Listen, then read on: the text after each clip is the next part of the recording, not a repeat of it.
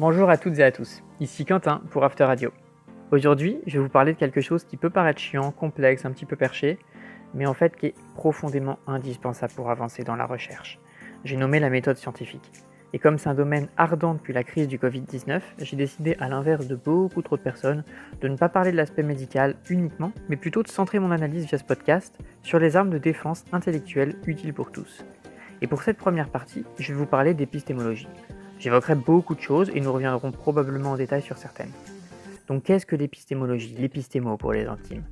Ça n'a rien à voir avec l'épidémiologie, bien que les mots se ressemblent. Il s'agit, en quelque sorte, de la science des sciences. Étymologiquement, c'est le discours des sciences et son étude critique pour comprendre différents points constitutifs des sciences.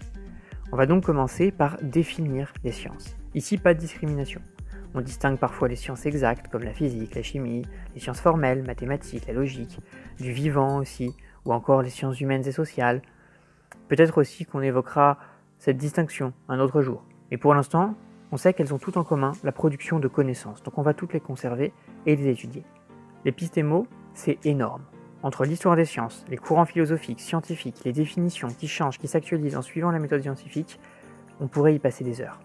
L'épistémo, ça pose donc différentes questions, et chacune peut valoir plusieurs années d'études ou un podcast.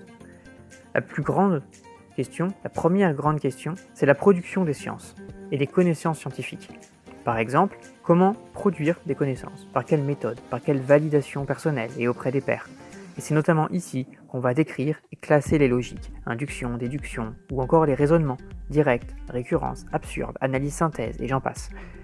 La deuxième grande question en épistémologie est très importante, c'est la validation des dites connaissances produites. Et évidemment, c'est ce qui m'intéresse le plus, donc croyez-moi, on en reparlera. C'est aussi ici qu'on a toute la méthode scientifique au sens commun du terme. La zététique, l'esprit critique, le fait d'éviter les biais, mais aussi les statistiques, les niveaux de preuve. En bref, comprendre les connaissances qu'on a produites précédemment. On a des idées, on a des connaissances, et maintenant on veut savoir à quel point c'est solide. Avant d'avancer, d'attraper cette prise pour faire avancer les connaissances, j'ai besoin de savoir si la connaissance va céder à ses détracteurs. Et la science est justement ça. Dire que c'est vrai jusqu'à preuve que ça ne le soit plus. La science ne produit pas des vérités.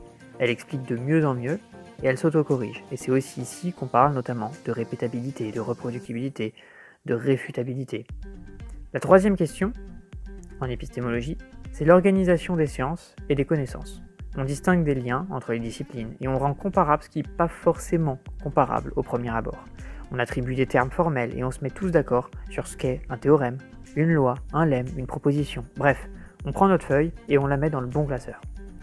Et enfin, la quatrième et dernière grande question, elle porte sur l'évolution des sciences, des connaissances et la dynamique temporelle, spatiale de ces dernières. Car oui, les sciences évoluent, elles changent et elles remettent en cause nos idées, la religion, le sens commun, mais surtout elles-mêmes. La science, comme je le disais précédemment, c'est une démarche autocorrective.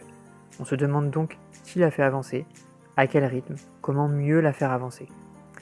En bref, les sciences sont belles, et elles sont beaucoup de choses à la fois.